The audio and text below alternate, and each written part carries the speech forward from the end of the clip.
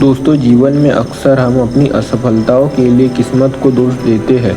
हम सोचते हैं कि हमारे पास पर्याप्त संसाधन नहीं है, हमारी मेहनत बेकार जा रही है और बाकी लोग हमसे बेहतर हैं।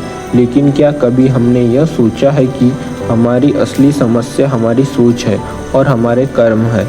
आज मैं आपको एक ऐसी प्रेरणादायक कहानी सुनाने जा रहा हूँ जो न सिर्फ आपकी सोच को बदल देगी बल्कि आपको यह भी सिखाएगी कि किस्मत के भरोसे बैठने से कुछ नहीं होता। हमारी किस्मत तभी बदलती है जब हम अपने कर्मों में विश्वास रखते हैं। तो चलिए जानते हैं कि कैसे मेहनत और सही दिशा में किए गए कर्म जीवन को बदल सकते हैं। ध्यान से सुनिए, क्योंकि यह कहानी आपकी ज़िंदगी बदलने की ताकत रखती है। बहुत समय पहले की बात है। एक नगर में महात्मा बुद्ध ठहरे हुए थे। तभी वहाँ पर एक किसान आया और वह महात्मा बुद्ध से कहता है, हे बुद्ध, मेरी किस्मत बहुत खराब है। मैं जो भी काम करता हूँ वह सब बिगड़ जाता है। मुझे मेरी मेहनत का कोई फल नहीं मिल पाता। मैं एक किसान हूँ, खेती करता हूँ, लेकिन मेरी फसल कभी अच्छी नहीं हो पाती और इसी वजह से मैं बहुत परेशान रहता हूँ। पता नहीं क्यों मेरे साथ ही ऐसा क्यों होता है। इसके उपाय के लिए मैंने कई साधु संतों से बात की, ज्ञानियों से उनकी राय ली। उन्होंने जो कुछ भी कहा मैंने वह सब कुछ किया। मैंने सही तरह से अनुष्ठान, पूजा पाठ और यहाँ तक कि हर प्रकार के कार्य करके देख लिए, लेकिन फिर भी मुझे इसका कोई लाभ नहीं मिल रहा। और वहीं पर मेरे अन्य गांव वाले, उन सभी की फसल बहुत अच्छी होती है, जबकि वह अपने खेतों में उतनी मेहनत भी नहीं करते, लेकिन फिर भी उनकी फसलें हमेशा ही बहुत अच्छी होती हैं। मैंने सुना है कि आप सभी की समस्या का समाधान करते हैं, इसलिए मैं आज आपके पास आया हूँ। क्या आप मेरी समस्या का समाधान कर सकते हैं? हे तथागत, क्या आप मेरी किस्मत बदल सकते हैं? उस किसान की वह सारी बातें सुनकर महात्मा बुद्ध मुस्कुराने लगे और उस किसान से कहते हैं, बनते, तुम्हारी किस्मत तो पहले से ही बहुत अच्छी है। सब कुछ तो तुम्हारे पास ही है, फिर भला तुम ऐसा क्यों कहते हो कि तुम्हारी किस्मत अच्छी नहीं है? इस पर वह किसान महात्मा बुद्ध के इस प्रश्न का जवाब देते हुए कहता है, हे तथागत, मेरे पास क्या है? मेरी किस्मत इतनी खराब है कि जिस भी काम में मैं हाथ लगाता हूँ वह सारे कार्य बिगड़ जाते हैं। मैं चाह कर भी अपने खेतों में अच्छी फसल नहीं उगा पाता, जबकि वहीं पर मेरे गांव के अन्य लोग अच्छी फसलें उगा लेते हैं और वे लोग मेरी जितनी मेहनत तक नहीं करते। तो ऐसे में भला मेरी किस्मत कैसे अच्छी है? इस पर महात्मा बुद्ध मुस्कुराते हुए उस किसान से कहते हैं, बनते, तुम्हारे पास एक स्वस्थ शरीर है, तुम्हारे सभी अंग अच्छी तरह से काम करते हैं, तुम्हारा मस्तिष्क भी अच्छी तरह से काम करता है और तुम्हारे पास अच्छी खासी ज़मीन भी है। भला तुम्हारे पास किस चीज़ की कमी है? अगर ऐसे देखा जाए तो तुम्हारी किस्मत तो बहुत अच्छी है। इस पर वह किसान महात्मा बुद्ध से कहता है, हे तथागत, मेरी समस्या यह नहीं है। मेरी समस्या तो यह है कि जिस भी कार्यों में मैं हाथ डालता हूँ वह कार्य बिगड़ क्यों जाते हैं। रही बात ज़मीन, अच्छा शरीर, अच्छा मस्तिष्क और अच्छे अंगों की, तो वह तो सभी के पास है। मेरे सभी गांव वालों के पास भी है और उनके पास अच्छी ज़मीन भी है और तो और उनके पास अच्छी फसल भी है। इसी कारण वे लोग हमेशा सुखी रहते हैं। लेकिन मेरे खेतों में तो अच्छी फसल हो ही नहीं पाती। हर वर्ष मुझे एक भारी नुकसान झेलना पड़ता है। क्या आप मुझे कोई ऐसा उपाय बता सकते हैं? क्या ऐसा कोई मंत्र, क्या ऐसा कोई तरीका जिससे मेरी किस्मत एक बार फिर से चमक जाए? इस पर महात्मा बुद्ध उस किसान से कहते हैं, ठीक है, यदि तुम कोई उपाय चाहते हो या कोई मंत्र चाहते हो तो वह मैं तुम्हें अवश्य ही दूंगा, लेकिन उससे पहले मुझे यह बताओ, क्या तुम्हें पता है तुम्हारे खेत में खजाना है? यह सुनकर वह किसान थोड़ा आश्चर्यचकित हुआ और वह महात्मा बुद्ध से तुरंत ही बोल पड़ा, हे बुद्ध, आप ये क्या कह रहे हैं? मेरे खेत में खजाना है और यह मुझे पता तक नहीं। बताइए वह खजाना कहाँ है, मैं अभी उसे जाकर निकाल लूँगा। बताइए बुद्ध, वह खजाना कहाँ है? इस पर महात्मा बुद्ध उस किसान से कहते हैं, बनते, वह खजाना तुम्हें ऐसे नहीं मिलने वाला। उसके लिए तुम्हें मेरा एक कार्य करना होगा। मैं तुम्हें जैसा जैसा कहूँगा तुम्हें वैसा ही करना होगा, तब जाकर तुम्हें वह खजाना अवश्य ही मिल पाएगा। उस किसान ने महात्मा बुद्ध की सारी बातें सुनी और उसके बाद वह किसान महात्मा बुद्ध से कहता है, हे तथागत, बताइए मुझे क्या करना होगा।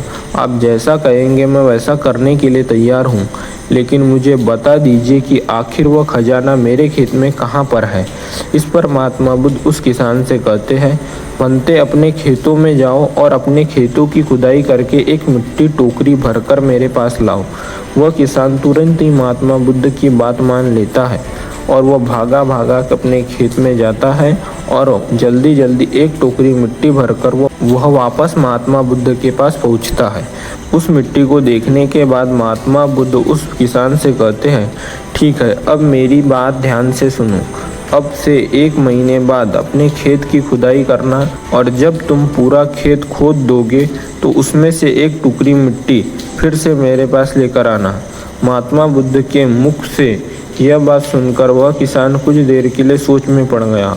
वह यह सोचने लगा, जब खजाना मेरे खेत में गड़ा हुआ है तो महात्मा बुद्ध मुझे सीधे सीधे बता क्यों नहीं देते कि वह कहाँ पर है। उसने कुछ देर सोच विचार करने के बाद महात्मा बुद्ध से आखिरकार यह बात पूछ ही ली। वह किसान महात्मा बुद्ध से कहता है, हे तथागत, यदि वह खजाना मेरे खेतों में है तो आप मुझे बता क्यों नहीं देते कि वह कहाँ पर है। मैं उसे अभी जाकर निकाल लेता हूँ। भला मुझे 1 माह का इंतज़ार क्यों करना है, आखिर इसकी क्या ज़रूरत है। इस पर महात्मा बुद्ध बड़े शांत स्वर में उस किसान से कहते हैं, बनते हर कार्य का एक समय होता है और वह कार्य यदि उचित समय पर किया जाए तो वह हमें उचित और शुभ लाभ देता है। और तुम चाहते हो तो मैं तुम्हें खजाना बता देता हूँ कि वह खजाना तुम्हारे खेतों में कहाँ गड़ा हुआ है। लेकिन एक पल के लिए यह भी सोच लो, अगर तुम अभी उस खजाने को पाने की कोशिश करोगे तो हो सकता है कि तुम्हारे हाथ तो कुछ भी ना आए। सोच लो, तुम अभी उस खजाने को पाना चाहते हो या 1 महीने बाद। महात्मा बुद्ध के मुख से यह सारी बात सुनकर वह किसान कुछ देर के लिए सोच विचार में पड़ गया और फिर वह महात्मा बुद्ध से कहता है, हे तथागत, आप जैसा कहेंगे मैं वैसा ही करूँगा। इतना कहकर वह महात्मा बुद्ध को प्रणाम करके वापस घर लौट जाता है। वह जैसे तैसे अपने मन को मार तो लेता है, अपनी इच्छाओं को दबा तो लेता है, किंतु अब भी उसका मन बहुत बेचैन था। वह उस खजाने को जल्द से जल्द पाना चाहता था। रात में उसे खजाने के सपने आया करते थे। वह दिन भर केवल खजाने के बारे में ही सोचता रहता था। जब भी वह खेत जाता तो एक किनारे पर बैठता और उस खजाने के बारे में सोचने लग जाता। दिन भर हर समय उसके मन में केवल खजाना पाने के विचार ही चलते रहते। वह यह सोचता रहता कि जब मुझे खजाना मिल जाएगा तो मैं तो इस नगर का सबसे अमीर आदमी बन जाऊंगा। मेरे पास सारे ऐशो आराम होंगे और मैं अपना जीवन आरामदायक बिताऊंगा। मुझे किसी चीज़ की कोई कमी नहीं होगी। देखते ही देखते ऐसे ही करीब 1 माह बीत गए और वह अपने खेतों में गया और उसने अपने खेतों में एक टोकरी मिट्टी खोदी। उसे टोकरी में भरकर वो महात्मा बुद्ध के पास पहुंचा और महात्मा बुद्ध से कहता है, हे तथागत, यह लीजिए एक टोकरी मिट्टी जो मैंने अपने खेतों से लाई है। अब बताइए वह कहाँ है। इस पर महात्मा बुद्ध उस किसान से कहते हैं, क्या तुमने अपना सारा खेत खोद दिया। इस पर वह किसान महात्मा बुद्ध से कहता है, नहीं तथागत, आपने कहा था केवल एक टोकरी मिट्टी ही आपको चाहिए, लेकिन मैंने केवल एक टोकरी ही मिट्टी निकाली। भला उसके लिए मुझे पूरा खेत जोतने की क्या ज़रूरत है। बस आप मुझे यह बता दीजिए कि वह खजाना मेरे खेत में कहाँ पर गड़ा है। मैं जाकर वहीं पर खोद दूंगा और वह खजाना निकाल लूँगा। इस पर महात्मा बुद्ध उस किसान से कहते हैं, बनते वह खजाना पूरा खेत जोतने से ही मिलेगा। यदि तुम अपना खेत नहीं जोतोगे तो वह खजाना कभी नहीं बाहर आने वाला। अब सोच लो तुम्हें क्या करना है। इस पर वह किसान एक बार फिर कुछ देर के लिए सोच विचार में पड़ जाता है और वह यह तय करता है कि वह जाकर अपने खेत को जोते। इसलिए वह महात्मा बुद्ध को प्रणाम करके वापस घर लौट जाता है और अगले ही दिन वह अपना सारा खेत जोत कर एक बार फिर से एक टोकरी मिट्टी भरकर महात्मा बुद्ध के समक्ष पहुंच जाता है। तभी महात्मा बुद्ध उस किसान से कहते हैं, बनते अभी तुम्हारा खेत ठीक से नहीं जोता गया। जाकर एक बार फिर कोशिश करो, एक बार फिर अपने खेत में हल चलाओ। इस पर वह किसान महात्मा बुद्ध से कहता है, हे तथागत, मेरे पास हल नहीं है, बल्कि मैं खुद ही हल की जगह अपने खेत को जोतता हूँ। इस पर महात्मा बुद्ध उस किसान से कहते हैं, कोई बात नहीं बनते, एक बार फिर से परिश्रम करो और इस परिश्रम का फल तुम्हें अवश्य मिलेगा। वह किसान महात्मा बुद्ध की बात मान लेता है और वह एक बार फिर से अपने खेत में मेहनत करता है। वह एक बार फिर से हल चलाता है और एक टोकरी मिट्टी लेकर वह महात्मा बुद्ध के समक्ष फिर से उपस्थित हो जाता है। मिट्टी देखकर महात्मा बुद्ध उस किसान से कहते हैं, हाँ अब ठीक है, किंतु अब तुम्हें मेरा दूसरा कार्य करना होगा। इतना कहकर महात्मा बुद्ध उस किसान से कहते हैं, जाओ और अपने खेत में उन फलों के बीज डालो जिन फलों को तुम उगाना चाहते हो। इस पर वह किसान थोड़ा अचरज में महात्मा बुद्ध से कहता है, हे तथागत, आपने तो खजाने की बात की थी, फिर बीच में यह फसल कहाँ से आ गई? इस पर महात्मा बुद्ध उस किसान से कहते हैं, बनते अगर तुम्हें खजाना चाहिए तो तुम्हें मिट्टी में बीज तो डालने ही होंगे। इस पर वह किसान महात्मा बुद्ध से कहता है, हे तथागत, आप जैसा कहेंगे मैं वैसा करने के लिए तैयार हूँ, किंतु यदि मैं अभी बीज लेने जाऊँगा तो वह मुझे बहुत महंगे पड़ेंगे और अभी मेरे पास इतना धन भी नहीं है। यदि मैं कुछ समय बाद उसे लेने जाऊँगा तब वह मुझे सस्ते मिल सकते हैं। इस पर महात्मा बुद्ध उस किसान से कहते हैं, बनते मैंने तुम्हें कहा था, यदि हम किसी कार्य को सही समय पर करते हैं तो हमें उचित लाभ मिलता है, किंतु अगर वही कार्य उस समय पर नहीं होता तो उसका फल हमें नहीं मिल पाता। इसलिए आज ही जाओ और अपने खेतों में बीज डालो। वह किसान महात्मा बुद्ध की बात मान लेता है और वह महात्मा बुद्ध को प्रणाम करके बीज लेने निकल जाता है। बीज लाकर वह अपने खेतों में डाल देता है और फिर वह महात्मा बुद्ध के पास वापस पहुंचता है और बुद्ध से कहता है, हे तथागत, आपने जैसा कहा था मैंने वैसा ही किया। अब मुझे बताइए कि आखिर मेरे खेतों में वह खजाना कहाँ पर है, ताकि मैं उसे निकाल सकूं। तब महात्मा बुद्ध कहते हैं, तुम्हें खजाना खुद मिल जाएगा। अब से तुम्हें उनकी देखभाल करनी है, उन्हें प्यार से सींचना है और देखना उन्हें कोई तकलीफ ना हो, वह स्वस्थ रहे, उन्हें कोई बीमारी ना लगे, ना कोई कीड़ा लगे। यदि ऐसा हुआ तो तुम्हें वह खजाना नहीं मिल पाएगा, और यदि तुम्हारे खेत का हर एक बीज अंकुरित हो गया और वह अपनी संपूर्णता तक पहुंच गया तो वह खजाना तुम्हें अवश्य ही दिखाई देगा और तब तुम्हें मेरे पास आने की कोई आवश्यकता भी नहीं पड़ेगी। उस पर किसान ने महात्मा बुद्ध की सारी बातें मान ली और उसके बाद वह महात्मा बुद्ध को प्रणाम करके वापस घर लौट गया। अब से वह अपने खेतों की देखरेख करने लगा।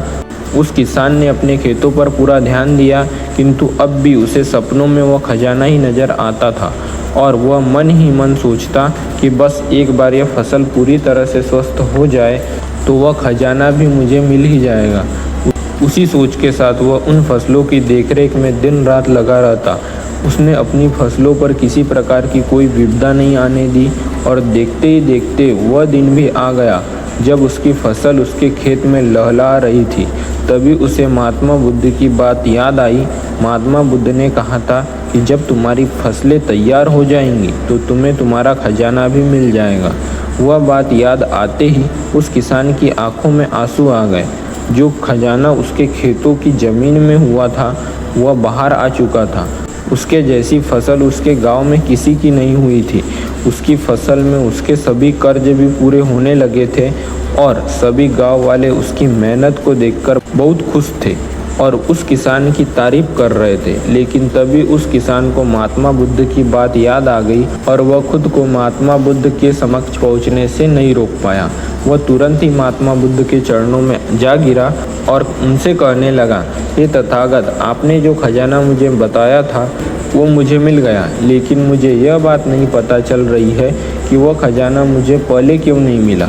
इस पर महात्मा बुद्ध उस किसान से कहते हैं, बनते हमेशा किस्मत को दोष देना सही नहीं होता।